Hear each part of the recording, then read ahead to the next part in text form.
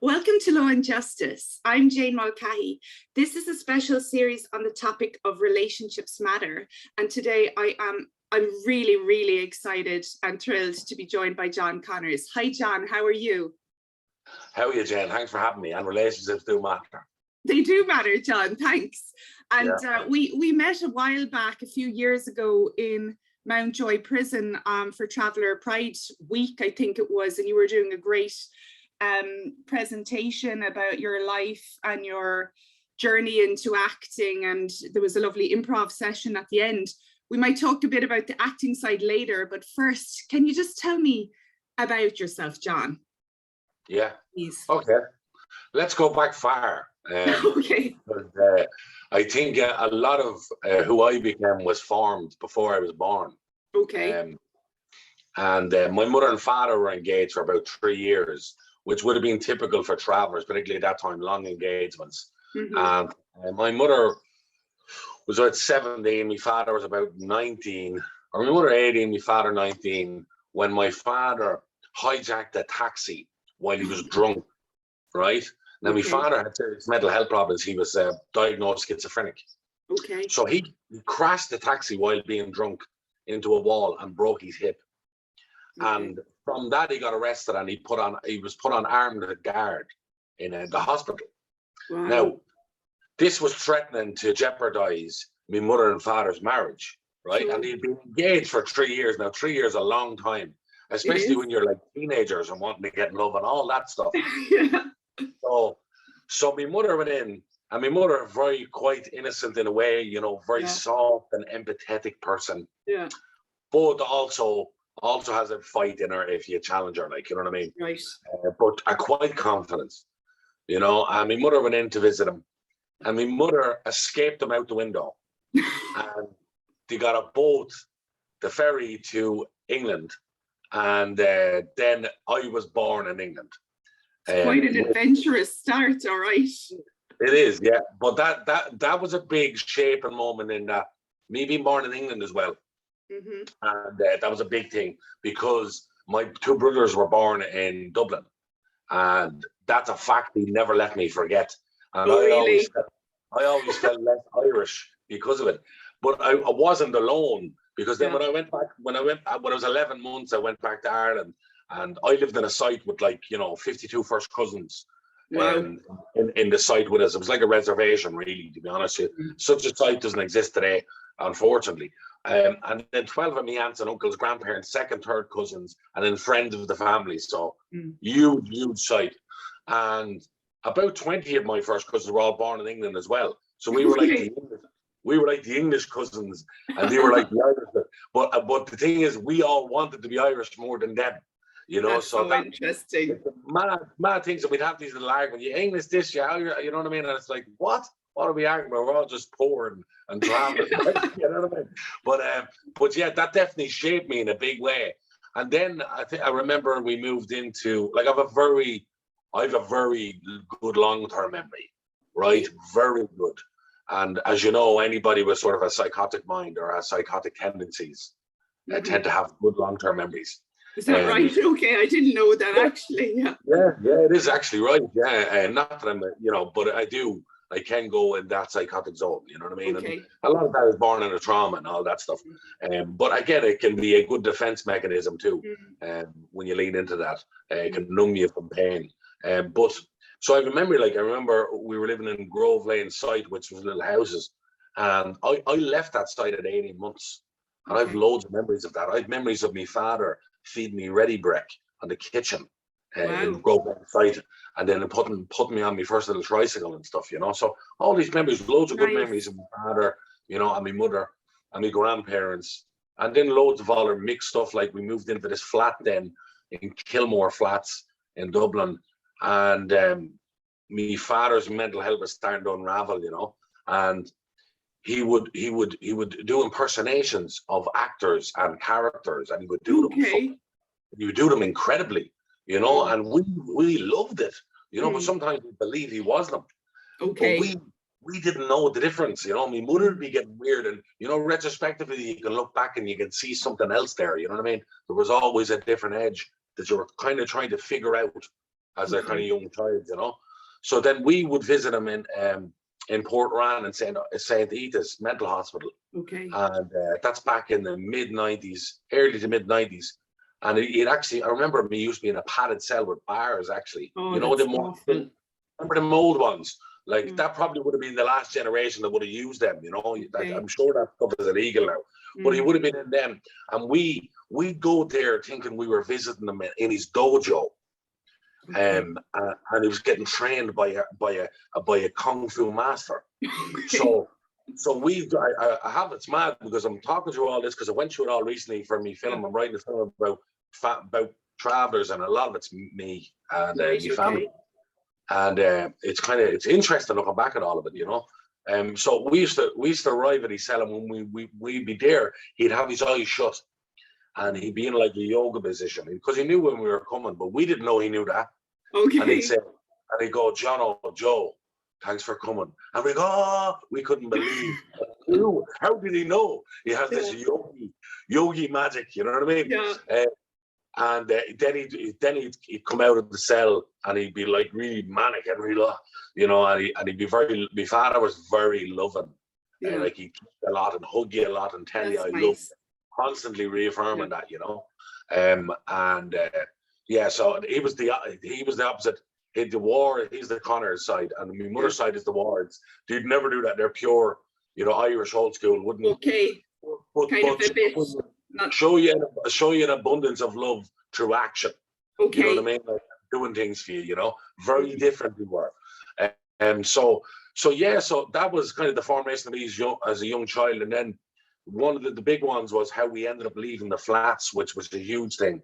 Was I went into my father one morning after my mother instructed me to wake him up for breakfast. And I went in and I seen loads of tablets all around him in the bed, and foam was coming from his mouth. He had tried to commit suicide, basically. So I got the next door neighbor. He got him to the hospital, and then he ended up going back to a mental hospital, and then he got out. And then we moved back to the camp, my mother and me two brothers. My little brother Pack, he was only 18 months. My brother Joe, a year younger than me. He was about 7 at the time, I was 8. So we moved back with my mother's people in the camp, the Wards. And he came in one day, and actually I don't even think I've told, I definitely haven't never said this in an interview, but anyway, he came in one day and he was trying to talk to me and my brother Joe. And he thought he was other people, and he was coming in and out of it, you know. And his mental health was fucked.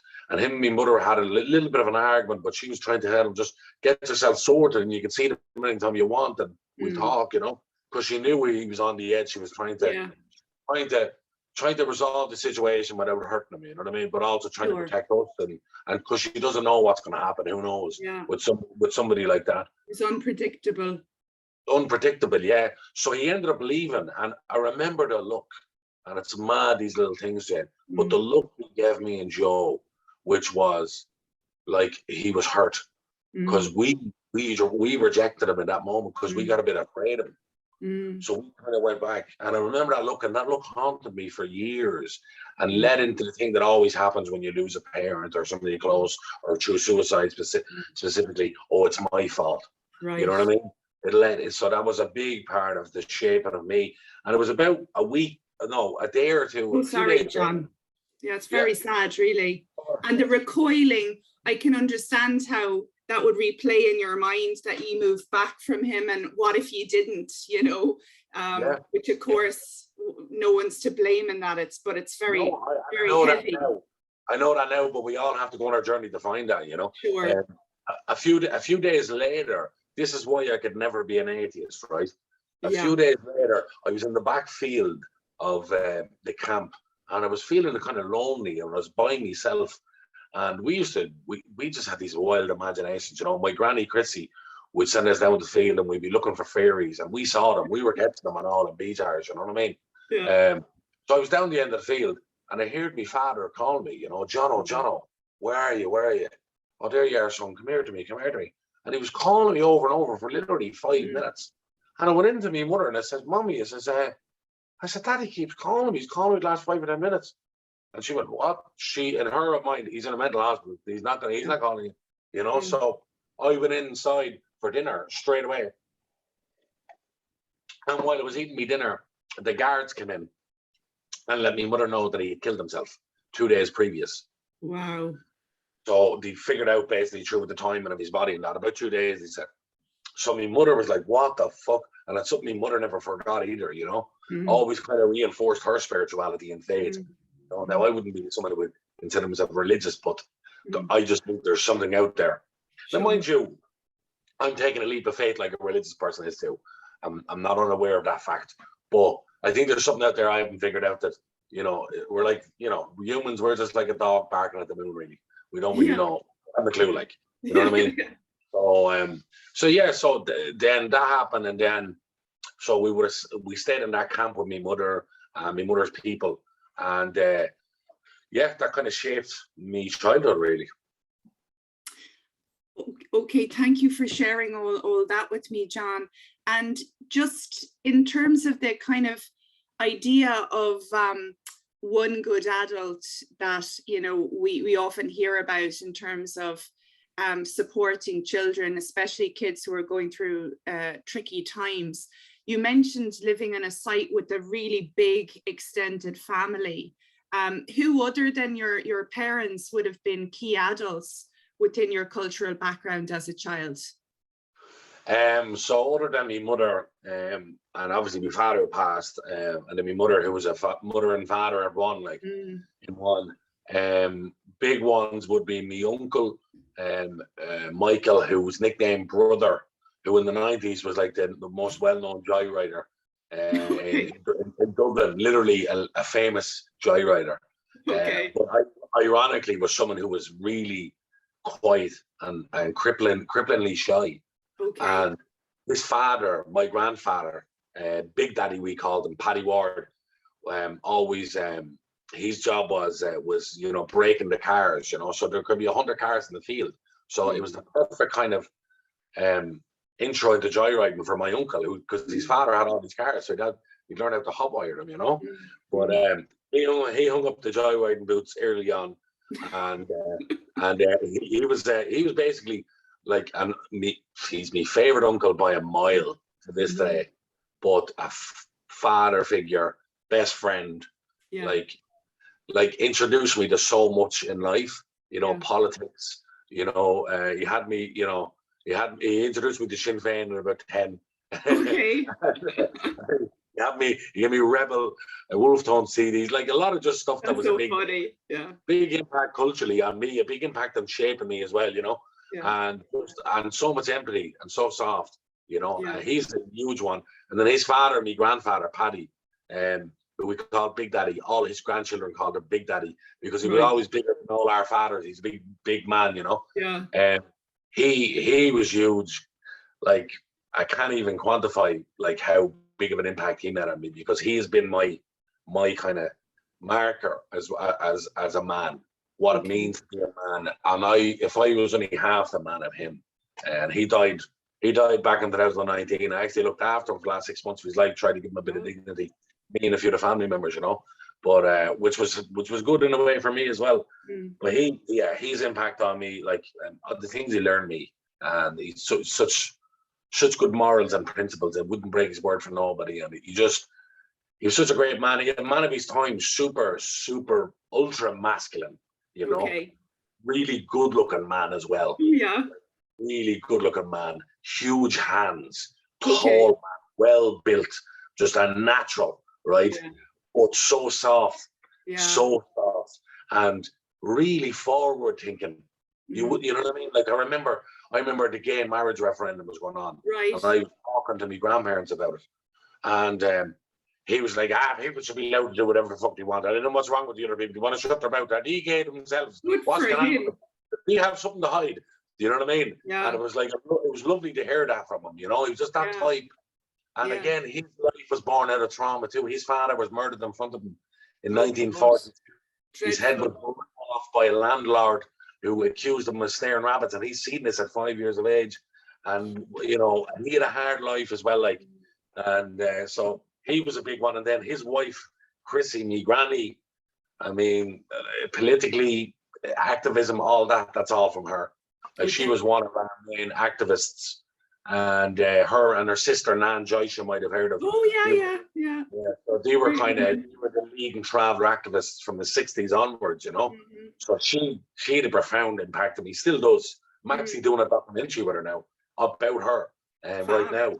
So yeah, they were all, now there's loads of others, but they were the three of those were primary people outside of that. And I was lucky because, again, you know yourself, if you're lucky to have one good adult, you have a chance as a kid, which I had my mother. But then having particularly my uncle, brother, we call him, and then my grandfather, for to fill in those father figure roles. Sure. Very important, because myself and my brother Joe were alienated, particularly me and him. Pat was a bit young, by other kids who had fathers, and they were being shown the way, you know, and we weren't. And we were being bullied for having no father, and then one, having no father, two, for having a father killed himself.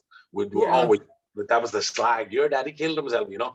But so having those two, that was big, because it kind of leaned into that kind of their father roles, you know. And they'd always be there for you, and in two different ways as well. And then Chrissy, my granny, she was a very important disciplinarian, right? Because my mother was very soft, you know.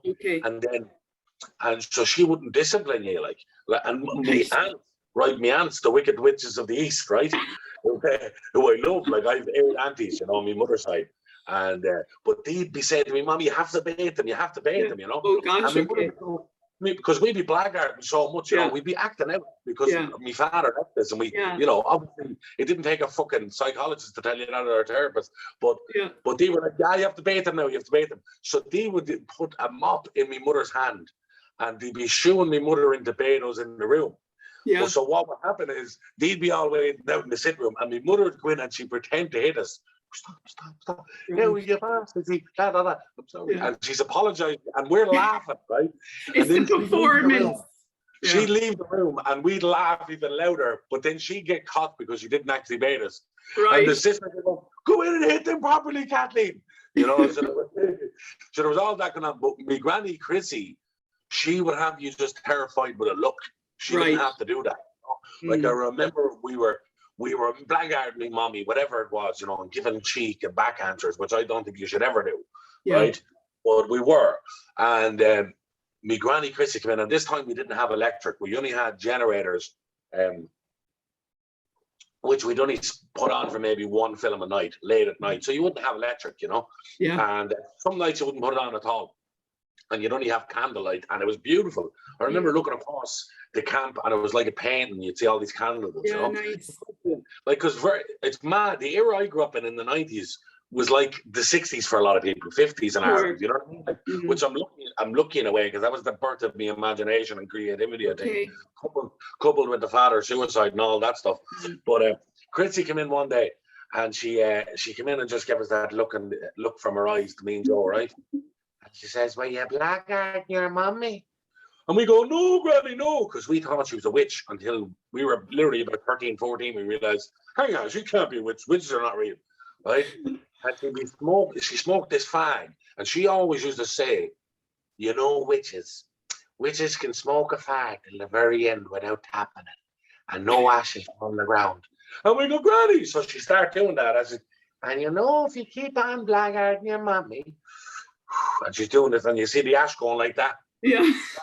"I'm going to chop you up in a million pieces and put you into a black bag, and I'm going to put you on me broom and drive over the river Liffey and dump you straight in, and nobody'll ever know." "Granny, please, no." Pretty terrifying, all right. That was about 3 months of just being the best kids ever. Yes, Mama. Right. Yes. So yeah, she was a great disciplinarian in a way, but also a storyteller. Like, she's a brilliant storyteller.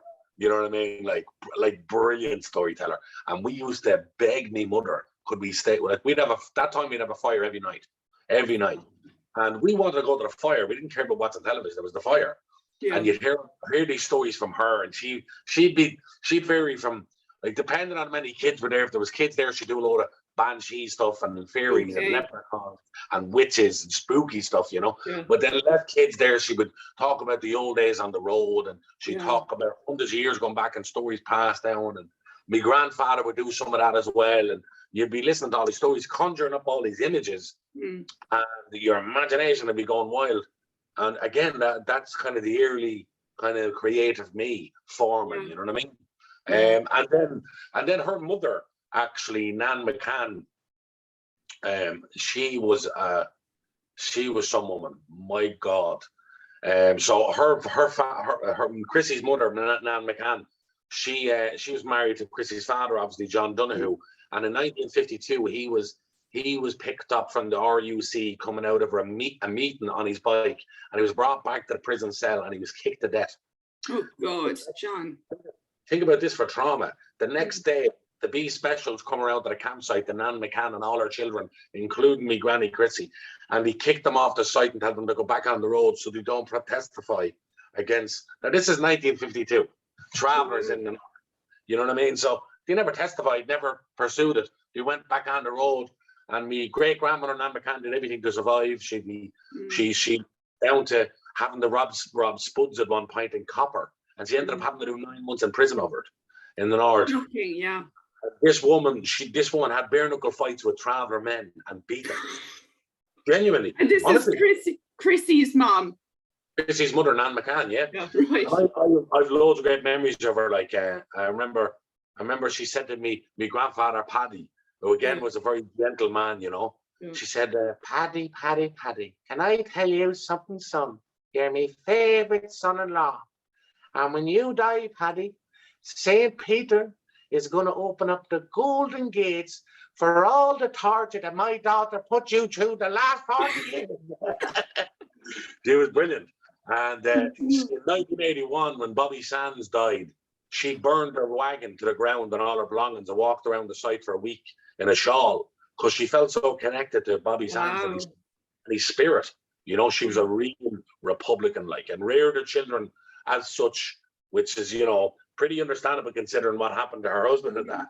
It's logical. Yeah. And then on her deathbed, she was 80 at the time, and she was in the hospital. And people who work in hospitals hate travellers, like nurses, doctors, healthcare staff, and I don't blame them. Because if travellers go to the hospital, if you go to the hospital traveling, if it's like semi-serious, every traveller you've ever met is coming to visit you, whether you like it or not. And you have to let them, or you're being disrespectful back to them. Okay. So they're all like hundreds, like so you can imagine this woman and how many descendants she has. Like you're talking 500 people between the room, the corridor, and the car park, because we fill up the car park too, you know. Yeah. So all this is going on, and the great grandchildren and the great grandchildren are put to the front, and I'm there, and I'm looking at her dying, and she got her last rites from the priest, and the doctor said, "Look, any moment now." So my uncle, Michael, ironically called brother, said to the doctor, "Look, doctor, she hasn't had an old Guinness in years. She used to love her old Guinness. Can I go and get her a few Guinness?" Yeah. And the doctor goes, "Look, Michael, if she's alive by the time you come back from the off license, you're welcome to try anything you want." Okay, doctor. So he goes to the off license, he gets 6 Guinness, he comes back, he gets a pint glass, he does a 2-pint pour. And Chrissy rejects him because it's her mother, and she goes, "Will you stop carrying that in the name of God, brother? Live off the Guinness the day she's dying." Yeah. And he goes, "Mommy, can I just try, Mommy, in the name of God?" This argument back and forth. Eventually, Chrissy stops. Okay. And he goes, Granny, you there? Do you want a Guinness? Right? So somewhere deep down inside my great granny's unconscious, they're Guinness, and she gives some sort of indication with her eye that she might try again. So put it to her lips, right? Yeah. And she sucked a bit of it, and then again, and she got, and believe it or not, lo and behold, like a lot of people do on the deathbed, they get a last lease of life. It always happens. It happened when we got She drank a full Guinness, right? So he poured another one, and Chrissy's like, "Will you stop crying on and we can't?" And she drank one, that's it. And he goes, "I'm just going to ask, Granny, do you want another one?" And she blinked her eye. Put it to her lip. She drank another Guinness after a while. People are going, "Fucking hell, this last leave of life shit is good, like, yeah, deadly." Yeah. "Granny, do you want a third Guinness?" And people going, this guy's not going to take a third. 3 Guinness, like. And she another little wink in the eye, drinks a third Guinness. Right, things are getting serious now. Things are getting serious now. And he goes, Granny, you want a 4th Guinness? And she up and down with her head. Yeah. Okay. The whole room goes silent. 2-point pour. In. 4th Guinness. So she's 4 Guinnesses in now at her deathbed. Yeah. Brother goes again, Granny, do you want a 5th Guinness? Yeah, son. Her speech returned. Yeah, people are going, what the fuck? 5th Guinness. She drinks 5 Guinnesses. Yeah. He goes, Granny, do you want another Guinness? Yeah, lift me up. So lift her up. Has anybody any old Rebel tapes? So every man in the room rented a car park to get their first Wolf Tone tape cassette at the time. Yeah. I think one of them fucking borrowed a tape player of one of the nurses, came in, put on the Wolf Tones, gave her the 6th Guinness. She got up and started dancing, and she lived 6 more years. What? Okay, I wasn't expecting that ending. She lived till 86 years of age then. Wow, that's a fine age. And that's especially fine age within the traveller community, because 50% of travellers die before 39.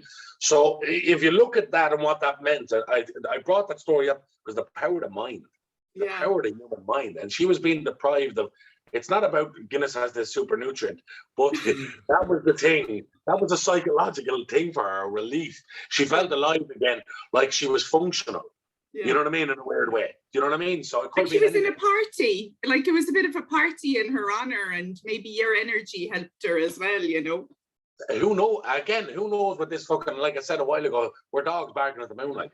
Who knows what the alchemy is between us? You know what I mean? So, so there you go. So a lot of good adults around me. Yeah.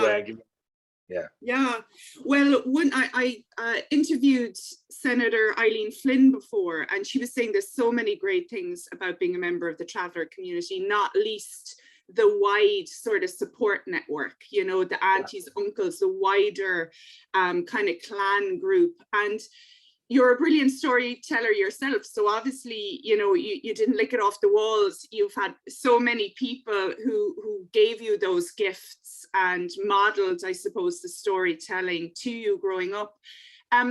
So I'm doing a design thinking course at UCC on a specific sports related topic. And I know you're mad into boxing, so we'll have a chat about that now in a second.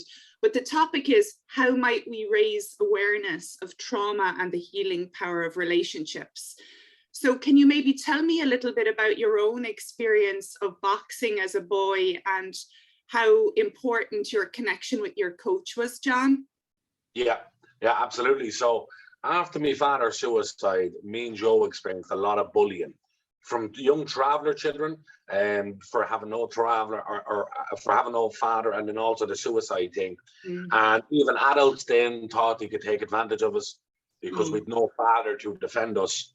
So there was a lot of that and a lot of hidden stuff where people didn't know about it. The stuff that, like, I'll give you an example. There was one fellow who was like 19, 20 one day, and he was punching the head on me. And my grandfather, Paddy, saw it. And my grandfather, Paddy, came out, picked him up with one hand and put him over his head like that and put him back about 20 feet because he had some power. This man was lifting engines over his head like until he was 60, till he was 65, and it didn't look 65, looked 45, you know. He was that like superhuman strength. But then there was a lot of stuff they didn't see and they couldn't protect us from. He couldn't protect us from, you know. So, and I'd come home every day with bloodied nose, black eyes. And then in school, we'd be fighting with settled kids or calling you knacker and pikey, and even teachers calling you that. Dreadful. And we got segregated in school, all traveller class. You did even, John, in the 90s. Oh, yeah, that was happening up until about 4 or 5 years ago, I believe. Okay. That happened to us. Yeah, so that happened in 99. Then it was typical that in an Irish school, primary school, once you, as a traveller, once you did second class and your communion, it was typical to when you got put into third class, which is usually the big school, you would then be put in an all traveller class. So you got your communion out of the way and you got through an all traveller class and travellers of all ages. That was typical, and that's what happened to me and Joe, despite the fact that me and Joe were top of our classes academically. Like, that's top. Appalling. Yeah. So for a few weeks, we put up with it, me and Joe, but it was so boring for me and Joe because me and Joe were like, I met me preschool teacher the other day. Again, that psychotic memory. And I saw her, Miss Moore, and she's 74 now. And I hadn't seen her in 28 years. And I said, Miss Moore, how are you doing? And she said, John. And I said, oh. And she said, John, I'm always bragging about you and Joe, saying that you could read before you could walk and how good you were academically. You had, because we got tested in preschool and we had second class level reading in preschool. And that was down to my father. My father had us reading, like literally before we could walk, he had us reading because he was super intelligent, So it wasn't for lack of academic fucking prowess. We were fucking top of our class. We were put into that all traveler thing. And then my mother always banked on our intelligence. That was the thing that it comforted her and reminded it was a part of my father's legacy because he was so intelligent, but also in a way, probably something scary too, because his mind unraveled. But when she found out, we told her, Mommy, a few weeks ago, we got put in this all traveler class. We didn't want to tell her because, first of all, they were giving us coloring and crayons. We were going, should we try this? And then we realized we were not being challenged there. You know what I mean? And they're giving us Huggy Bear, which we were reading in junior infants. And we were going, Huggy fucking Bear, we were saying to the teachers. And we started reading it. The teachers went, you can read? And we were like, yeah. So my mother came over, they had a little argument. And we ended up being put back into the general population. But that was typical. So yeah, there was a lot of bullying going on, and to the point where I was getting fucking bruised and black eyes and every day, And even my mother one day got me and she said, "What are you doing? You have to fight back." And she didn't understand. I was saying, "I am fighting back, but they were 3-4 years older, 5 years, and when you're that age, this is about 3-4 years of bullying maybe till I was about 12." Awful. And not just bullying, I was fighting back all the time, and sometimes winning fights, but sometimes losing, but never saying I was bet, because my father told me to never say I was bet. And that, that is a mad thing that was drilled into me, the things you remember, but I couldn't say I was bet, so that's why I was beaten to a pulp, because I would never say I bet. I wouldn't say I give up. You know what I mean? It's mad. So anyway, after all this fucking bullying, and then watching Rocky a million times, I decided to go to boxing. And I met my trainer, Joe Russell, a nickname Barterer, who was training the club since 1975. And he's from Sheriff Street originally. Okay. And a proper, owl Dublin. You know what I mean? Okay. Not old. Owl Dublin. Like, that's what he is. Right. Mickey and Rocky. Mickey in Rocky. Times 10. Okay. And the first night we goes in and he says, this is your fourth night and your last night. When you come back, get your coat and fuck off. I said, okay, fair enough. So this was a test. Test. Okay, right. I knew it was a test. Yeah. I knew straight away. And the two fellas with me didn't know it was a test. Okay. They gave up. Right? Oh. But because at the time, Joe might have been overcrowded, right. Because his resources probably stretched to the max. And I've got none of the kids now are going to put in a bit of fucking effort. Not those who are being forced to do it by the parent, which is big among travelers. You know what I mean? Because the kids get forced to box and a lot of them, So I went out to the jog, and you do the jog first. And I remember just jogging as fast as I could. And I was a little chubby kid, fast as I could. And he could see the effort he put into me. And then back in the club, we were doing pads, and I was doing pads with him, and I was hitting with venom. And he saw something. I think he saw the trauma. That's what I think. You know what I mean? And I don't even think he would have worded it like that. You know what I mean? Sure. But he saw the anger and the rage. So at the end of the night, he comes over to me, and I'm going to get me coat to fuck off. And he goes, you come back Wednesday. So I came back Wednesday, and I started training, and I lost all this weight really quick, and I got really confident. And I won within 6 months of the club, I won the Dublins, the county leagues, the Dublin county leagues, the Leinsters, and the All Irelands within 6 months, and the first Irish title in a few years. But I'm telling you this to show what trauma does. Trauma does this. Mike Tyson was born out of trauma. Like, you see Mike Tyson and that's all trauma, and you have that anger. And I had that anger and rage that I could supersede all the fear and focus on something, You know what I mean? So, and then I had a natural athletic thing at the time as a kid. And Joe became that other father figure as well. You know, along with Jerry Hanlon, who was a assistant coach, Joe Lawler, who was another assistant coach who went to the Olympics, you know, Graham Stewart, who was a younger coach and a mentor, and then there were others as well, like Robbie Quigley and Carl Meehan, loads of coaches there that are great. But Joe Russell was the main one, and he was always there for you. And as I got older and spread out in my teens, and I was living in Darndale, I was starting to get into a bit of trouble, and people were trying to pull me in, and people saw me as, you know, this young fella can fight and he's smart, and you know, bring him in, you know what I mean? And he was pulling me the other side and pulling me up to the club, and if he saw me out and I wasn't training, he'd drag me up to training, you know what I mean? And you know, bear in mind, this is a person who's volunteering now for, you know, nearly it's 47 years volunteering. Wow. Volunteering as the head coach, set up the club, the founder of the club, along with his brother, and never got a penny. Like these people, these working class communities, in the boxing, in the football, boxing in particular, though, saving kids, like they don't get paid 1 cent. And like he has to go and sell raffle tickets every Friday and Saturday in his local pub to pay the rent, because he only asks kids for €2 a week. And that's not enough to pay the rent. Do you know what I mean? Because he wants it to be affordable for kids. So he has to hassle people at a bar.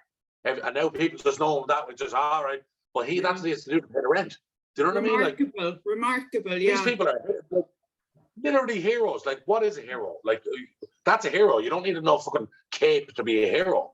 You know what I mean?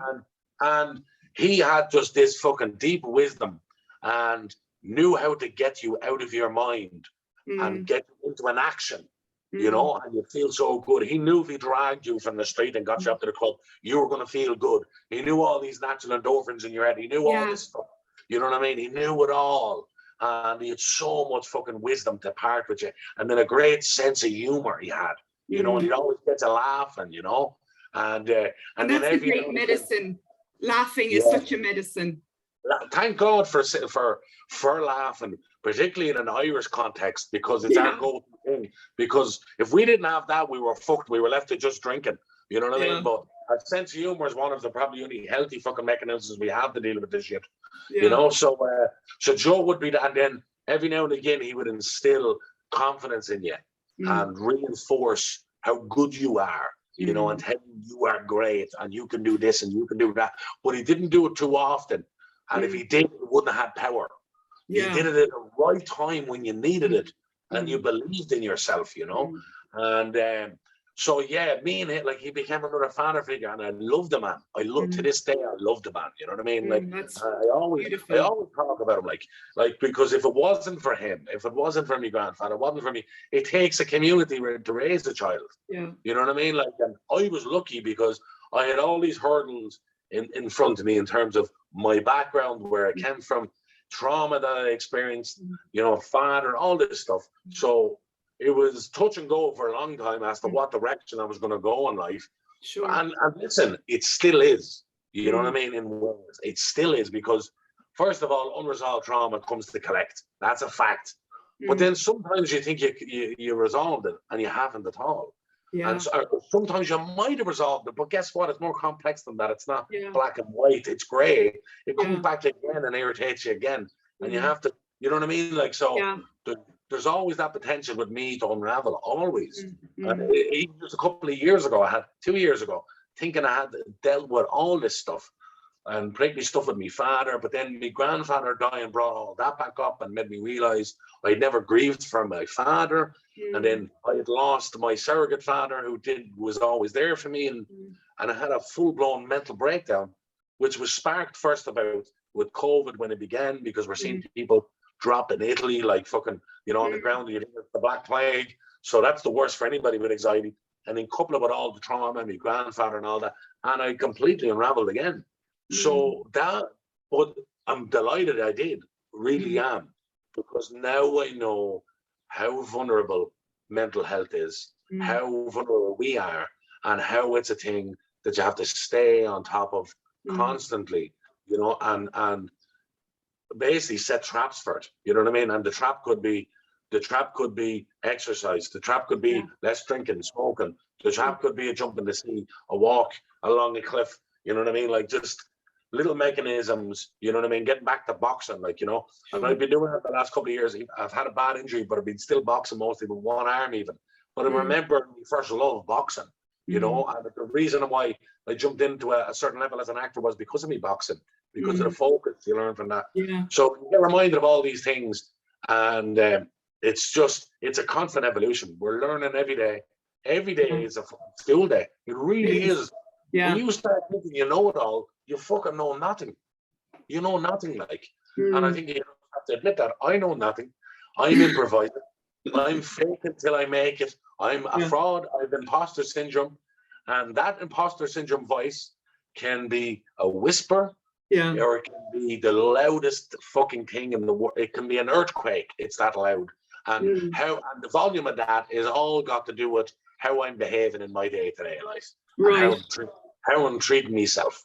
Okay. You know what I mean? Yeah. And just about the relationship with Joe again, did you feel that he really cared about you? And did you like just have that kind of gut to gut or heart to heart connection? Like would he have told you he cared about you, or was it more just a feeling and a confidence that he'd be there for you if you needed him? He wouldn't be saying it that direct. Again, this is an old school dub. Yeah, you know yeah. He would show love the same way my mother's people would and my grandfather Paddy. Okay. Through an action, you know, but also little taps on their back, and you know, and things like this. You know what I mean? And saying, well done, you're great. You know what I mean? And you can do anything, and this positive kind of reinforcement, you know. But he wouldn't go, I care for you in that way. He wouldn't say that as bluntly. Yeah. And listen, plenty of people have said to me in my life they care for me who didn't. You know what I mean? Right. Okay. Yes. And it's everything is. There's no like you know, one fits all size blanket solution to anything. You know what I mean? Every person is different in how you communicate with, and the things that he would do that would sound subtle were profound. You know what I mean? Like, and if you did something good, and if you behaved correctly, and I don't mean behave as in just being a good boy, you know, but if you broke through, in boxing, or if you put that extra effort in, he would reward you for your effort, and he would constantly tell you about effort and what effort and the power of putting in effort, right? And you get in what you put in, and at the end of the day, when you get in that ring, I can't be in there with you, and if you're cheating yourself, you're going to be found out in the ring, and the ring is the chamber of truth, you know, and the ring that you fight in is a metaphor for life, you know, because if you think that you're going to get away with half arse in it, doing a 2-mile run instead of a 5-mile run, cutting back on your shadow boxing, and then you get in that ring, and I'm not there to save you, but you've an opponent across the way who's at the putting in 100% effort, and he comes across and beats in front of everybody, you're going to know anyway that's going to happen. You know what I mean? So there was all this stuff that he would learn, like, again, stuff that I applied in acting, you know, that level of focus and that level of effort, you know, so there was always that, and just this warmth. Joe had this warm smile because he played the strict disciplinarian. So when he smiled, he would light up a room. You know what I mean? Right. And when he cracked a joke, it would be like fucking Richard Pryor in his prime. You know what I mean? Like front row for that, you know. And he had a beautiful softness that he shielded with this tough exterior, because he knew the tough love that these tough kids needed. You know what I mean? Like 100% needed from the area we came from, Darndale and the surrounding areas. Like, if we didn't have Joe, it's like the two-parent thing as well. If you have two parents and if they're both pushovers, you're fucked. One has to show that level of authority. You know, one has to do the, you know, the more harder authority, one has to be softer. You know what I mean? So, and he would have provided that harder authority, but it gave you that softness when you need it. And then the others would have been a bit more soft, and it was just the perfect blend. You know what I mean? Yeah, no, very, very interesting. And so then just going back to your traveler heritage again, so you had the family trauma of loss of your dad through suicide, but then there was all the intergenerational traumas you described as well, you know, the histories of these tragic deaths, violent deaths some of the time, and then kind of cultural trauma due to the state's policies and things. Do you think that coaches and other important adults in the lives of kids would benefit from some basic awareness about what stress and trauma does and how safe, healthy relationships can be so, I suppose, buffering in the way that you described? Absolutely. I think everybody has to be educated on trauma and stress. Like, we have no idea. We're walking around blind to this stuff, the general Joe public. They're wondering what is going on with me. You know, they're not realizing their life scripts, their environment, what shaped them, their family histories. They're not connecting trauma with catastrophic, you know, self-sabotage behavior. You don't know that those things connect. To not know that is wrong. It's just wrong, because it has helped me so much to know that, to recognize certain behaviors and go, you know where that's coming from. Now, don't press the red button. That's what I mean, like, because I've been there, and I've pressed it a couple of times, and it's been bad, and it's taken a couple of years to recover from it. But now we go, nah, don't press it. You know where that's coming from now. You just want to hate yourself now. You know what I mean? And you just want other people to hate you. That's what you want. So then you can reinforce this thing that you're not good enough. You know what I mean? So I think everybody needs to know. My God, I talk about this regularly with Tiernan. So Tiernan is my business partner at Cluster Fox Films. And me and Tiernan worked together on a program that he managed with the HSE, a day-to-day kind of rehabilitation program with young men from a working class area, all with addiction, substance problems. And Tiernan is an integrative psychotherapist, a cognitive scientist, and a psychologist, right? Cool. And he's from Ballymun as well, right? Which is an interesting dynamic. And he looks like Thor, but with a bald head. You know what I mean? Like, so Tiernan designed this program, and the first of its kind, and it's centered around kind of mental health workshops and educations around that, and trauma and such, and addiction patterns and all that, creativity and exercise, right? Excellent. Now, I was at the first year or two of that program, I was a support worker with Tiernan. Now, I probably should have been a client on the program. I was that much of an imposter. But anyway, how I helped was bringing creativity in and showing the lads acting, and Tiernan used me for that. And we became very good friends, and we created a company together. Now, that program, he because he's an expert researcher and a scientist and that, he does all the analytics and that of the program, and that has had profound results. That program, profound.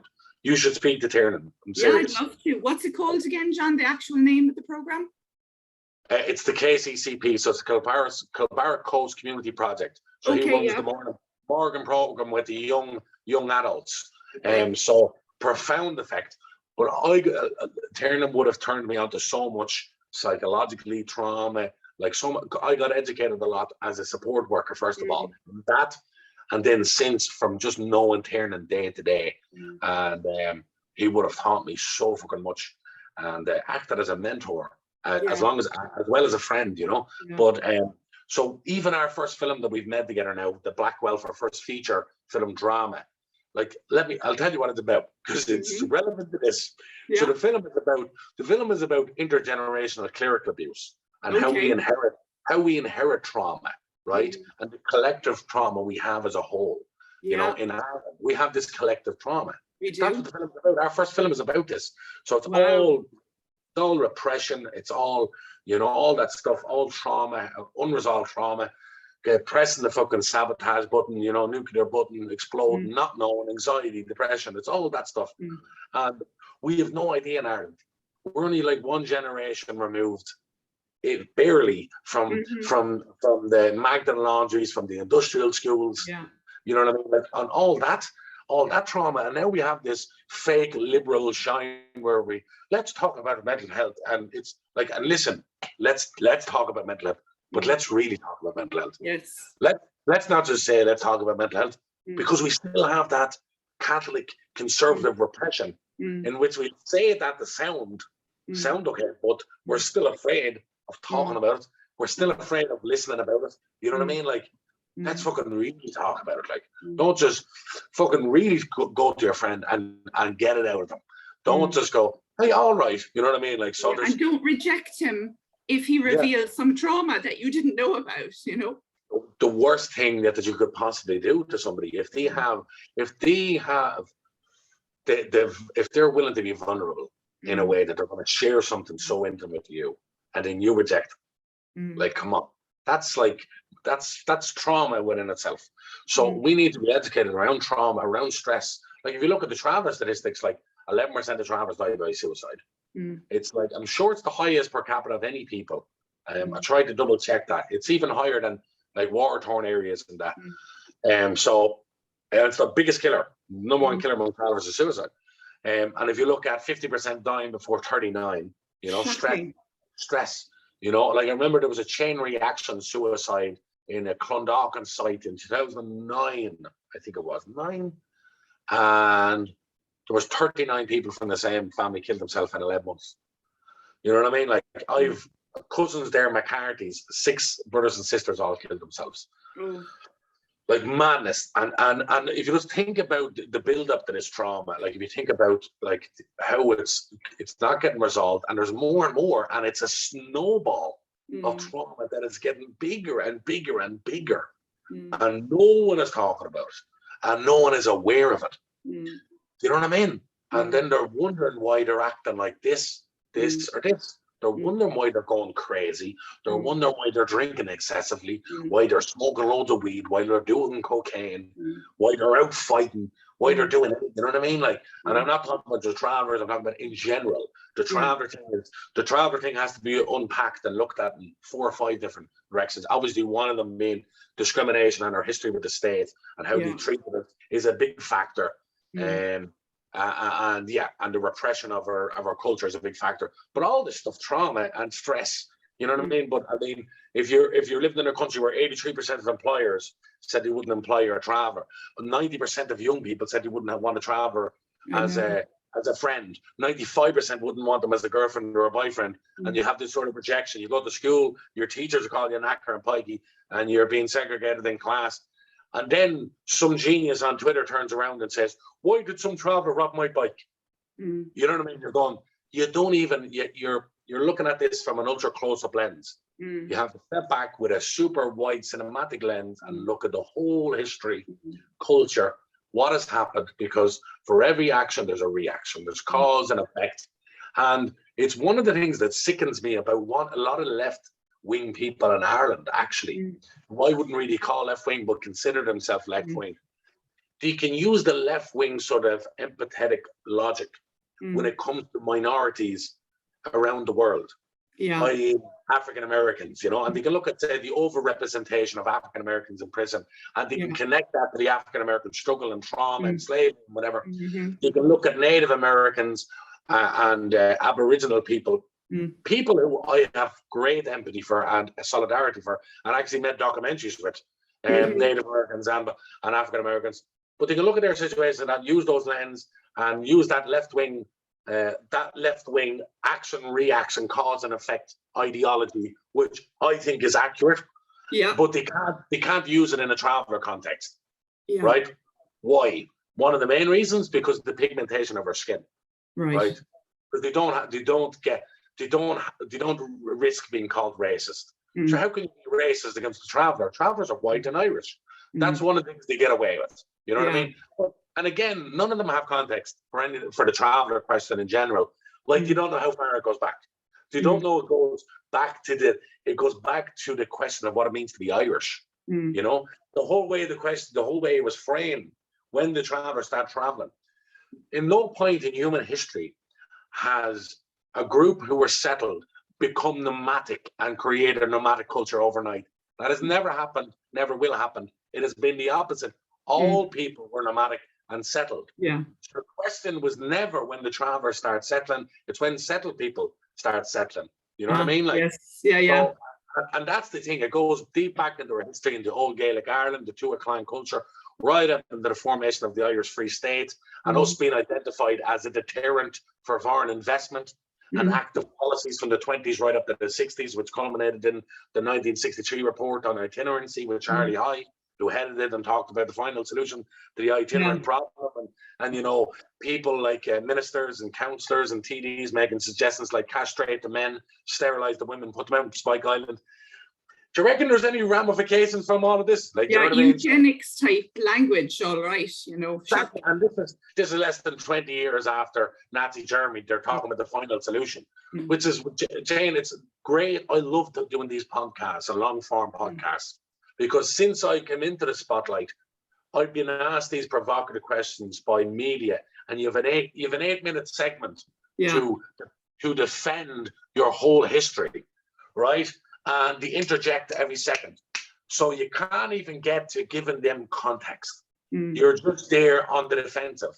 And then you get a little angry, and then you go, he's just an angry traveler. I know, yeah. After we did everything we could to make him a bit angry and dysregulated. So it's why I refuse to talk about traveler issues or any big serious issue on radio or these short form. You'll only do it to promote a film or this, that, because we can't talk about these things unless you've half hour, 40 minutes or more. You know what I mean? So yeah, I don't know where we started, but that's where we ended up there. Yeah, no, it's fine. And just on that, because I know I think I've seen an interview where you were asked those type of questions, like you were made as a prominent member of the traveller community to give your views about the misbehavior of some within the community. How does that make you feel when you're asked? Like, even me asking you now, is it an annoying question to No. Well, you're asking a different question. Yeah, I am, I suppose. Asking, how do I feel about being asked that provocative question? Rather than like that, the sort of that's a loaded question that they ask, and they never see that. You know what I mean? Like, they have no awareness around that. But the funny thing is, I've come into a lot of stick on Twitter, social media, Facebook, all this stuff. I deleted my Twitter, but I come into a lot of stick for many different reasons. And sometimes I'm a fucking idiot, and sometimes I'm a dickhead. Sometimes I'm wrong. Sometimes my mental health was so bad, and I was sabotaging myself. All these different things going on. But human beings are complex. But we're not going to get to talk about that in a tweet. You know what I mean? Yeah. But one of the things I've come under a lot of stick for is because John never shuts up about travellers and the homeless stuff and class stuff as well. And he never shuts up. He never stops giving out. But hang on for a minute. I never stopped giving out. First of all, they haven't lived my life. They haven't lived in my shoes. I haven't lived in their shoes. Second of all, my whole introduction into this world of, fame or this spotlight or anything was these provocative questions in which I was not allowed to get on with my life and just be another actor. Like you were asking the other love-hate actors, who's the director you'd like to work with most in Hollywood, or what actor, or you had this dinner with all Hollywood legends. Who's at that dinner? And then John, and what about the travel rural crime? You know what I mean? What about this? What about that? So I didn't even get to partake in that trivial bullshit that they were feeding to the other actors and love-hate, which is not their fault. You know what I mean? Not the actors. But I wasn't. So I was put on the back foot. So I didn't ask for this. I did not ask for it. Like, first interview, literally, it ended up being the front page of some fucking newspaper. It goes viral, and all of a sudden I get tagged on all my social media platforms, and then it creates this defensive mentality. But what I realized was, although I didn't choose it, I was bred for it, right? Because all those campfire sessions, and me listening to me granny, and then seeing me granny tying herself to government buildings and doing hunger strikes. My granny Christy and my grandfather and my grandaunt Nan Joyce and John Joyce and all those. Seeing all that, listening to their stories and their struggles, and then And then, you know, and everything that happened up in the north, because half my people are from the north as well, you know, and the Troubles would have been a big topic constantly for me and my family. And Chrissy lived up there. She considered herself a north woman, you know. I'd call her a northern superior. She's really, she looks down in the like the south, like, yeah, but the north is superior. I don't know what, it's mad complex she has, but anyway. So yeah, so I was very politically aware without knowing. You know, and I was taught a lot of lessons without knowing.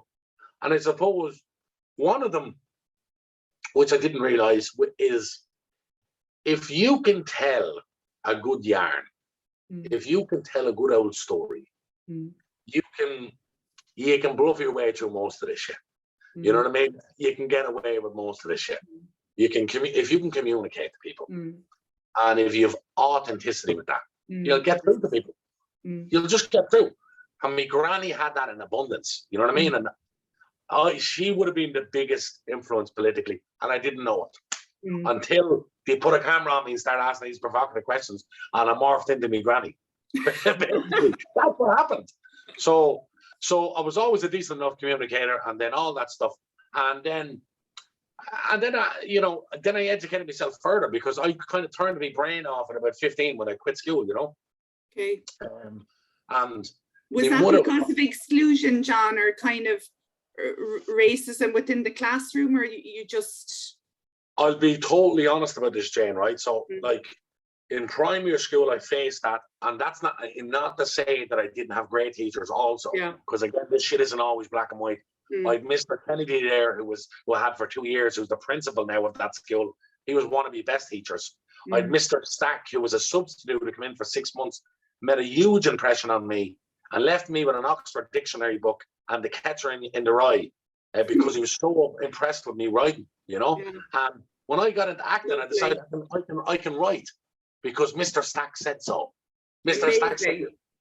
Stack said this 12, 13 years before, you know. And I met Mr. Stack randomly in Cork then, years later, when he was studying again in university. So these people make these, like, you know. So yeah, what was the trail of thought there? About leaving school at 15. So I had all that in primary school, but secondary school, Jane, I didn't. Like me, like we got tested, you know, the entrance exam tested and they put you in, like, I think it's horrible the way to do it, but highest intelligence, second, third, and fourth. So I got tested, me and my brother Joe, and without sounding like a braggadocious cunt, but it's on record, I was the highest tested pupil in the school's history. And it was only broken 15 years later or something, right?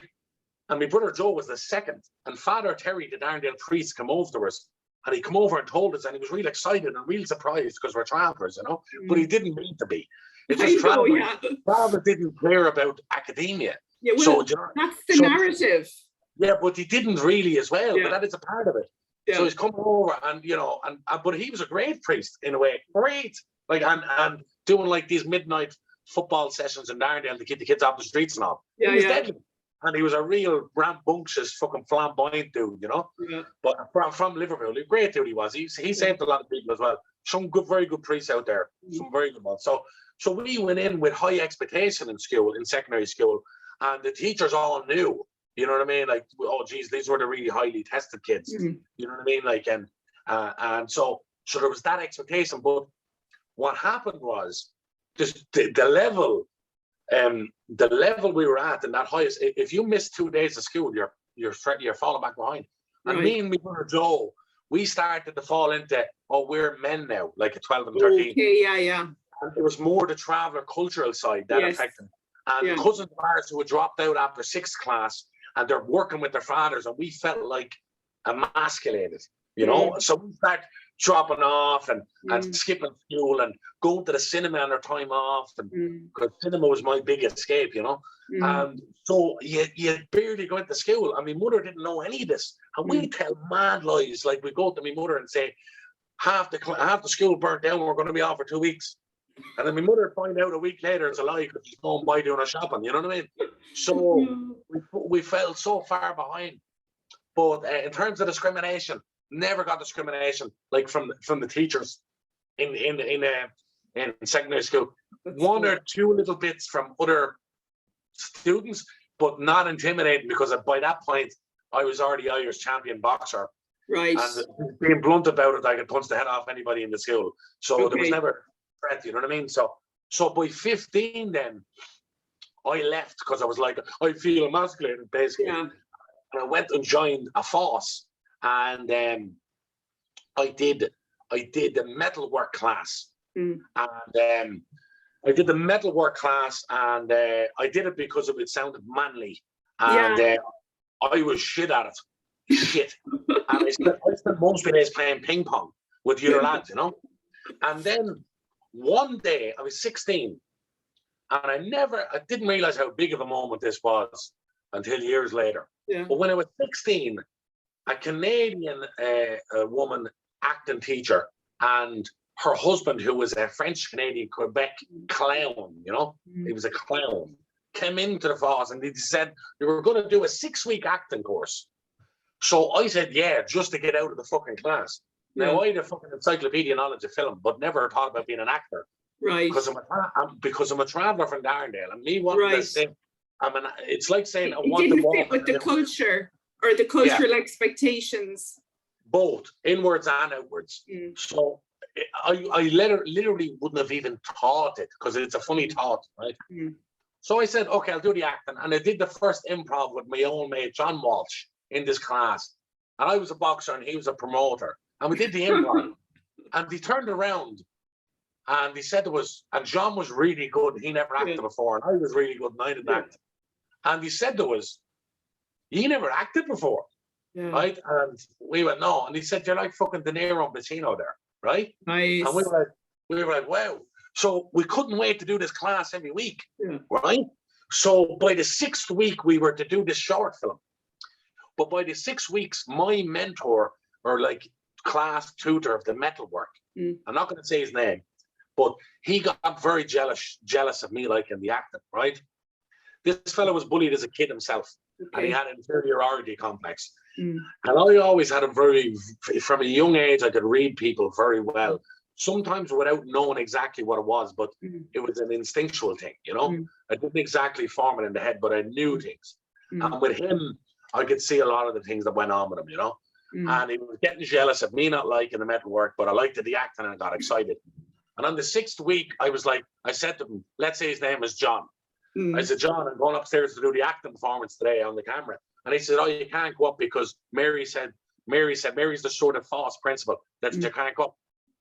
So I found this to be unbelievable. Why would Mary say this? Plus, I could see he was lying. I knew he was lying. Yeah. And I knew this was the inferiority complex and he didn't feel loved as a tutor, you know, and he wasn't getting all that. I'm a fucking 16-year-old traumatized kid, like, leave me alone. Yeah, you know what I mean? So, indeed. So I said, that doesn't sound right. I'm going up to Mary. No, he said. And I knew. So I went up to Mary. I said, Mary, blah, blah, blah, blah. He said, I can't go up and you said that.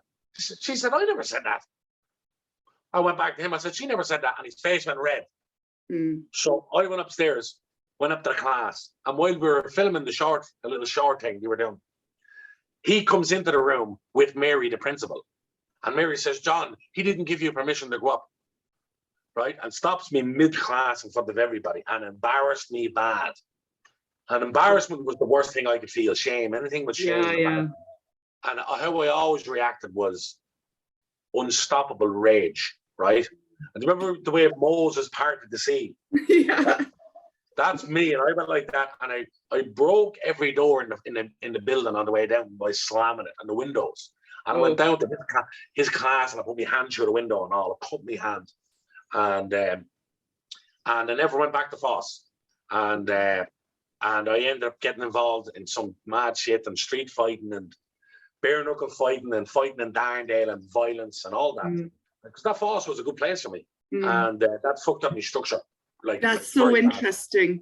So interesting and so sad, because as you say, you were a traumatized child who had a lot of anger and sadness and grief, and then you were shamed and humiliated in public by an adult. It's funny, but it goes back to your subject and the coaches and we're talking about the positive effects of a good coach. Look at the negative. Look at what they can do, because the next few years for me was chaos, and I descended into what I can only describe as hell in my mind. and I was very unstable, and my whole family was worried about me, and they knew I was suicidal because I stopped caring about myself or the ramifications for anything.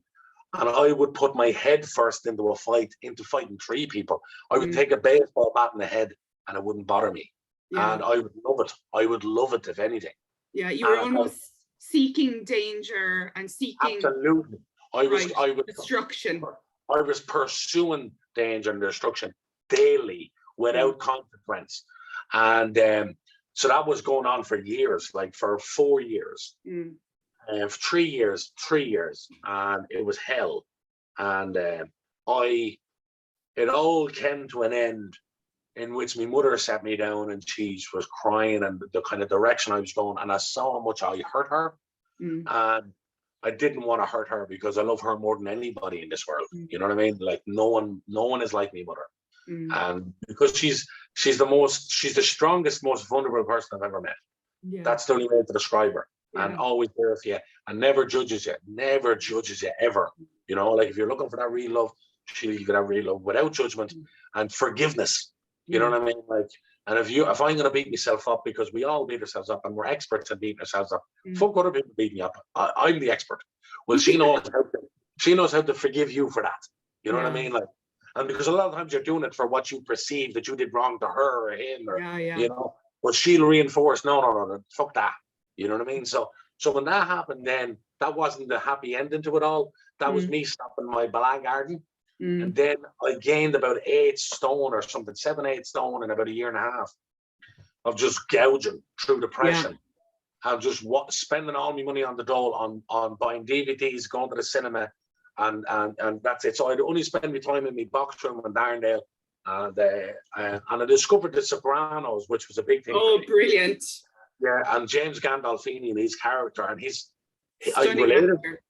I related so much to him, you know, on many levels, because he was a deeply flawed human being, but he always brought you back to that human side, and you kind of didn't want to like him, but you had to, and then also he had that self-destructive button, and you can play 5 different emotions in one scene. And I became obsessed with actually him and James Gandolfini, the actor. Yeah. And then I would just go to the cinema, like I'd watch, you know, Sex and the City, and I was the only man at 2 o'clock in the day on a Wednesday, and I'm the only man in the cinema, and it was just any kind of escape, you know, addicted. So all my dole would go to just films, and I just went away from all my friends, and that was it. And it was about a year and a half of that, and then I just went, where am I going in life? And that suicide thing came into my head again, and in that now it became viable. And I was like, I can't deal with this pain anymore that I was going through. And everything that is still going on here that I can't understand. I'm not ready to deconstruct it. I didn't know. Yes. You know, trauma, I didn't know. Yeah, I was still alien. I was 20 years of age. It was 12 years ago. So one day I decided in the moment to kill myself. And in that moment, like that spiritual moment when my brother Joe enters the room and he said, "Are you going to kill yourself?" Oh, wow. Good on him for asking. Yeah, I went, what? No, but I gave him an indication that I was, because I was still not brave enough to say yeah, but I wanted to talk because I was desperate. And he says, typical Irish dark sense of humor, and he was telling the truth. He says, "Man, we haven't got enough money to bury you." And we start laughing, bit of humor, and we have this 2 or 3 hour conversation. And my brother Joe, very intelligent person, very philosophical, and he knows how to get things out of you, you know. And he's very understated. Joe wouldn't tell you as much as I would tell. Right. But it's all going on in between here, you know what I mean? Like, and he has a kind of mystery about him, you know what I mean? He's very smart. He's kind of like someone that sits back in the room with a bit and watches people a bit, you know. Now he's an extrovert as well, like, and he's very funny and witty, and all his friends. He has a million friends. Everybody wants to be his friend because he's so charismatic, you know. But he has this kind of wisdom that I didn't have, you know, that maybe I developed a bit more. And, he sounds emotionally though in tune as well. If he could sense your distress. Funny you said that. That's how I always describe Joe, as super high intelligence emotionally. That's how I describe him always. Me and my brother Patrick, because me and my brother Patrick would be very similar in temperament and mood and all that, and prone to depression and all that stuff. He wouldn't be. So he wouldn't leave that room until I got in a good mood. And then he said, look, well, he's very clever. Like, you're thinking, who is he? You know that fucking, that psychoanalyst that went to Auschwitz was a Viktor Frankl. Oh, yeah. The search for meaning, non-search for meaning. Like, this is my brother Joe, 19 years of age, and he's talking like Viktor Frankl, because he's saying you need a purpose. He said you all need a purpose. He's right. Yeah. And traveller people are denied a purpose oftentimes. Without a doubt. So this is a 19-year-old young man. It's going to mean you lost your purpose, which is boxing. You need a new purpose. You've been obsessed with films all your life. Do you remember you did that acting class up in Foss at 16? I remember you liked that. And I went, yeah. Why don't you try acting, man? You'd be a great actor. Jesus, man, of course you'd be a great actor. You've no shame. Because the storytelling and kind of outgoing with people. And I went, bing, yes, I will be an actor, right? So he said, no, not letting you away with that. He went in and got his laptop, and we only discovered the internet, and he got his laptop off some fella in Darnell. And he Googled acting classes Dublin, and the Abbey School of Drama and Music came up. They had no connection to the Abbey Theatre, which the Abbey Theatre were very forthright about. And it was just on Abbey Street, you know. So I rang up Kathleen Warner Yates, who was the head of the Abbey. She's actually married to Ray Yates, who was the head of the Dublin City Council Arts, and that lovely fella as well. And she's again another mentor for me, like big one, like. And even for the short time that I spent with her during that, it was a profound time and change in me, like the biggest change in a like just I'll get into that. But anyway, she was on the other end of the phone, and I said, look, I want to do a bit of acting. She said, have you ever acted before? I said, no, not really. And I did a thing once, and she said, why don't you try Adult for Fun? And I was so depressed. I said, Adult for Fun. I said, I want something else. There's a scene study, but it's acting. Yeah, exactly. But I knew I needed something serious. I instinctually knew, that I could dive into. So she said, it's a scene study course, but everybody in it is a professional actor, So I said, let me do that. And she said, okay, grand. So I borrowed the money. I think I had 40 quid left in my dole. I borrowed the rest off my brother Joe and my uncle brother. And then I got the last €5 off my mother to get the bus in and out of town. And she was just happy I was leaving the house, Yeah. And I went into the acting class, and I got around the little circle, and everybody went around and told you how long they were in acting school and got degrees in acting, which I think is ridiculous. I don't think you should be able to get a degree in acting, but that's just I think you need a degree in life, and then you start acting. That's what I think. But that's my philosophy. It works for different people anyway. For me, I couldn't do that. That's a better way of saying it. So anyway, I got intimidated by all their experience, and I said to myself, I'm going to run now because I want to just bury my head in the sand and feel comfortable. Because we always go to comfort, We've run away from our fears and all that. So I was always used to running away. Like, I was actually a coward, even though I would have been fighting everybody, but I was a coward in other ways, and I knew this about myself, So I decided to leave the room. But before I could, they set up an improv game where there's a scenario of a shopkeeper and a customer. Whenever the customer said, the shopkeeper would have to go along with it. And the customer would leave the room and come into the room, and then the shopkeeper would have to go along with it. So the opening one was this black Brazilian man was the shopkeeper, and he had poor English. And this kind of upper class Dublin, South County Dublin fella comes into the room as the customer, and he starts talking about a health food store. He was like, I'll take some vanilla protein. And then the other lad, the Brazilian man, was kind of finding it hard to understand him. And the upper class lad fled into this. And for me, what unfolded was a kind of a nasty scene where to me it was discriminative. And I rage and depression, Siamese twins. And I've been discriminated against. So I felt solidarity with my Brazilian brother over here. Yeah. And I went, okay, I'm going to kill this fella, So I fantasized about putting him out the second floor building. Didn't do that. But you'd have these kind of psychotic fantasies sometimes when you're really depressed, But when they asked for a volunteer, and the South County Dublin fellow went, I keep calling him the South County Dublin fellow. But anyway, he probably wasn't even from there. He's from the north, but he sounded like it. He became the shopkeeper, and he was looking for a customer. Yeah. So I volunteered, and I left the room, And when I left the room, I got really I started taking a panic attack because I was so terrified. And I had so much anger, and I didn't know if I could control my anger. So I decided to leave and run down the stairs, and I figured I'd get about 5 minutes ahead of the teacher and they wouldn't know I was gone and blah, blah, blah, and I'd be safe. But then I got really angry and I said, fuck this. So I ran through the door and I robbed the store. And I slapped the face off the actor, took his shoes off, his socks off, halfway taking off his bottoms, and the teacher came in and said, John, please stop. And I went, okay. So was your man terrified? The actor? Oh, yeah. Everybody in the class was terrified. This angry child. But legitimately. Were you terrified yourself in that you lost control, or was it a relief? Yeah. No, both. It was both. Relief when I finished. In the moment of going, how far am I going to take this? And then when she goes cut, it was like 50 stone off me, you know? And I felt like, what the fuck? I was on a kind of high while I was listening to her, and she was saying, John, don't do this. And then I went, oh, fear now straight away. I'm ashamed. So I left the room, I ran down the stairs, and she chased me down to Abbey Street and said, John, please stop. And I said, please don't call the guards, you know? And she was like, John, stop. Fuck. She said, stop. She said, that was fucking crazy. But I liked it. Okay. She said, come back, but don't put your hands on my fucking students again. Right. But I like what you do. You have something. Let's see what else you have. So I went back up and everybody gave me a standing ovation out of fear. Right? and then I went and did loads more scenes that night. Yeah. And the way I've described it in the past, and it really is the only way to describe it, is literally stepping into a portal into a different world. Right. Like being on a mushroom trip or a DMT trip. In that you discover a new world.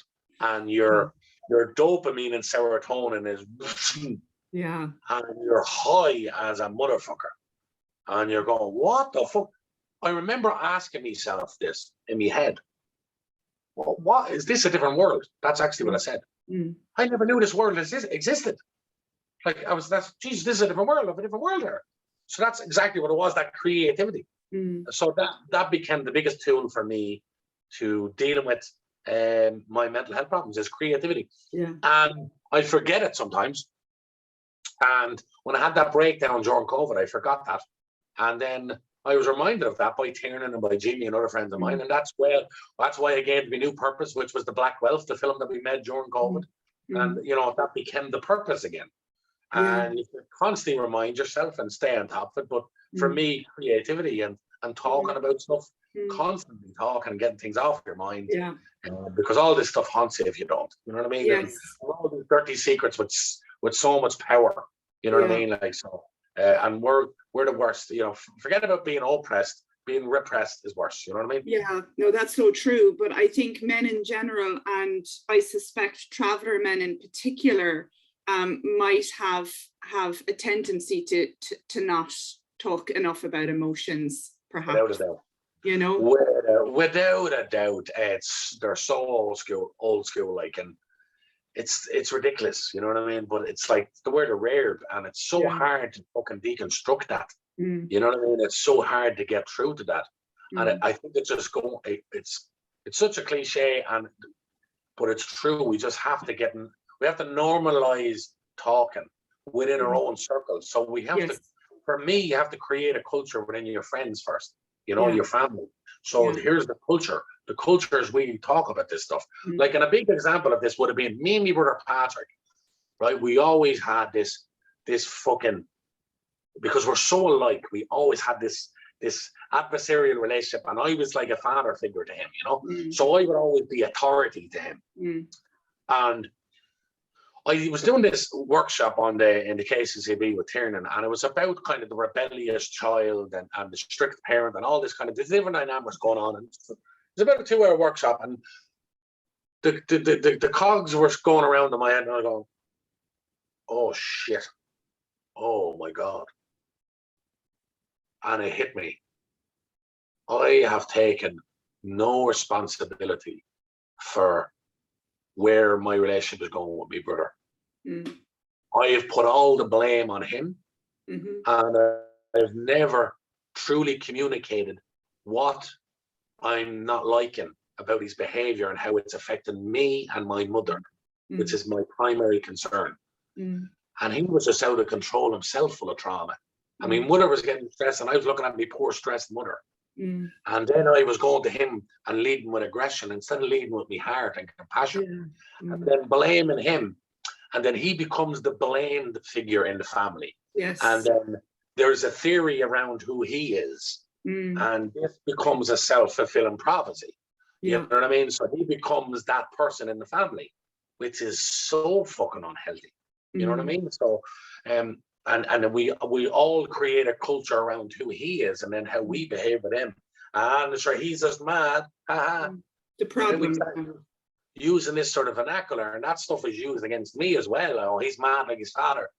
And then you start to believe it in a deep, deep level. You believe it. In fact, if you veer away from insanity, you go, "That's not me. I have to be insane."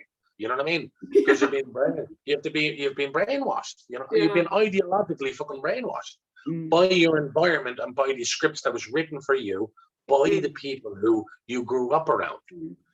And I was going, fuck me. So I went back that day, back to the camp, and I said, Parky's his nickname. I said, Parky, come here. I said, I'm sorry. And he said, sorry? What's wrong with you, innocent boy? I said, no. I said, see this stuff, me and you, because we'd be fighting each other, like rolling around the ground like pit bulls, hitting each other, banging the heads off each other. And my uncles would be separating us. And then we're in the middle of it, and he'd say to me, still love you though. And I go, still love you. And the uncles who are wards are going, ye Connors are mad bastards. You know what I mean? There's all this mad, you know. But he said, what's wrong with you, innocent boy? And I says, oh, I've been putting a lot of blame on you for why me and you were fighting. And I haven't been taking responsibility for what I've been doing, which is leading with aggression and judgment to you, which is wrong on every level. And I'm sorry on a deep level about that. And I promise you I'll never do that again, ever again. And I want me and you to talk through it and never fight with each other again, please. That's what I want. I hope you want that. And my biggest concern in approaching all this has been kind of mother and reducing her stress and anxiety. However, I've been only adding to it. And I know you want to reduce that too. You know what I mean? And I know there's a lot going on in your head that you don't know how to communicate. But if me and you communicate amicably together, we'll get through this together and we'll build a better relationship and everything will be kosher for our family. And he said, thanks. And we gave each other a hug. And that was 7 years ago. And we never had a fight like that since. Wow. That's the power of little bits of education, little bits of knowledge, if you're willing to apply them. Yes. Because there are people out there who look at psychology or therapy and this world, and they go, oh, that's a load of shite. And you literally think there's no practicality to it. Yes. You know what I mean? It's all this theoretical stuff. Yeah, or even I think emotions, I've said this in previous podcasts, that emotions are overly identified with women. So women are seen as the emotional ones and we're diminished for being emotional, whereas boys and men are full of emotions and they need to be allowed to feel them and talk about them. Without a doubt. Understand that there's no bad emotions. Like your rage was not a bad thing. It was totally understandable given everything you had experienced. Yeah, it is. And you know what all it is? It's just lack of awareness. Yeah. That's all it is. You just become more aware. I became aware of my own actions and how I was responsible in this and my part to play in all of it. And you become more aware and more aware. And it's like the fucking, look, when you get into the world of kind of psychology and understanding human behavior and kind of our actions and all that, it's like entering the Matrix. Because you start looking around you and you see things. You see, trauma. Pretty much everywhere. Everywhere. That's if you come from a poor background. That's if you come from an elite level background, that you might have a mother and father and go on stereotypes that sent you to boarding school and you're oppressed, and that's a whole other kind of thing. You know what I mean?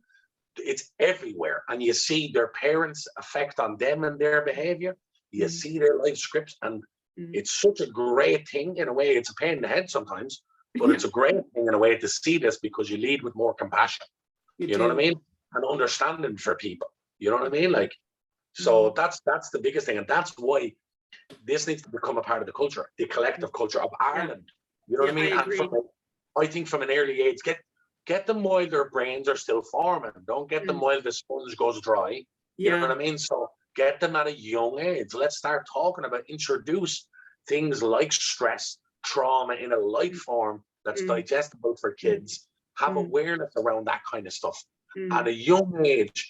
Like, bring a program into school, bring something into the curriculum that is a class every single year. If we look at some of the subjects we learn in school, you're going, why are we learning them? They're not practical.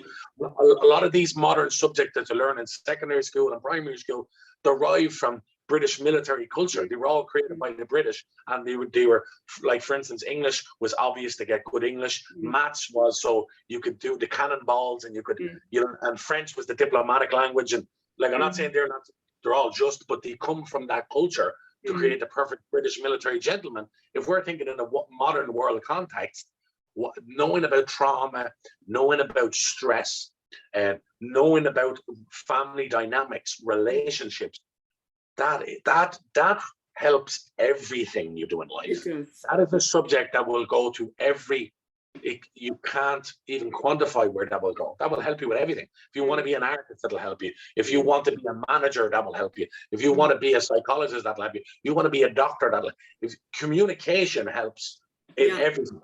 You know what I mean? So we have to start thinking forward like that. That's what we need. And I think if you do something like that, you put something like that in place, I think it's going to take 20 years to see the results, but I think we could have a different society. You know what I mean? Yeah, I agree with you, John, 100%. And children can understand a lot if you boil it down into terms that make sense to them, and having a vocabulary for emotion and for survival responses, fight, flight, and freeze. They get it because they can feel it in their bodies. Just going back to raising awareness among coaches for a second.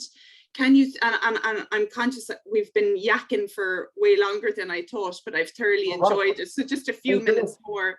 How do you think we could best raise awareness among coaches in a simple, digestible way about stress, trauma, and how the relationships that they form with kids can be life-saving and just so important? Well, look, this goes to the education question in general, right? And how we teach people. Like, if you look at the problem in our educational system, and an example is always used of how we teach Irish, in this sort of academic written way. Because I was a support worker for years, and I've been involved in community groups and all that. I've been in the FOSS groups too as well. I've always seen these people kind of come in and do things in certain ways, and they don't resonate with the people that they're trying to resonate with. Academics coming in and speaking in academic vernacular. I know you've seen this, Jane, yourself 100 times. I have. It's very alienating at times. I've seen people come in who never done their junior cert and make a profound influence. Yes. Do you know what I mean? Like, genuinely. So it's more about that approach, like how we teach it to them and who those people are, and if you get someone in to come in with that, it has a bit of something about them, who's talking about that in a group scenario, rather than here's me slider, right? Here's me bullet points. That's a barrier. That's all and it's going, all right, this is the thing we have to sign up for to get that funding, by the way, and then we'll get certified in trauma. You know what I mean? Like, it's like health and safety or something, rather than I really got engaged in that. You know what I mean? So it's more like, we know this stuff needs to be taught to them. It's how we teach them, and I think in a practical, conversational way. You know what I mean? Like, and I know even with there's types of therapy that is this conversational therapy. Maybe they're the ideal people or ways of doing that. You know what I mean? But it's about strategically picking people. You know what I mean? So. To get through, because a lot of it with these coaches, the working class people who've lived hard lives, who have their own trauma, and they're going, fuck you if you come in with this fucking, hello, I'm going to teach all you peasants about it. And it's whether it doesn't matter, it's how they perceive that. It's this, the them and us thing, maybe, that if you can identify with someone, And also, I think the heart-to-heart connection is important. You mentioned authenticity before. If there's a feeling that the person is being real, that goes a long way. If someone has that actual experience, and you see, look, here's the thing that disarms people, and I do this all the time when I do talks, right?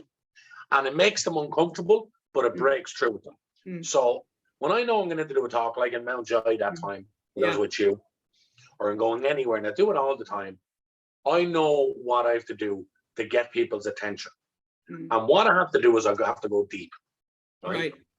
Because it disarms people, because I'm showing vulnerability, right? And they want to be respectful now, so they get quiet, right? But also, it makes them feel uncomfortable. And also, they know I'm telling the truth because they've went through it too, right? And it creates a sort of a collective silence, you know, and you start to get through to people. And it's from being honest and walking out on the ledge and going, I'm just going to be vulnerable here. You know what I mean?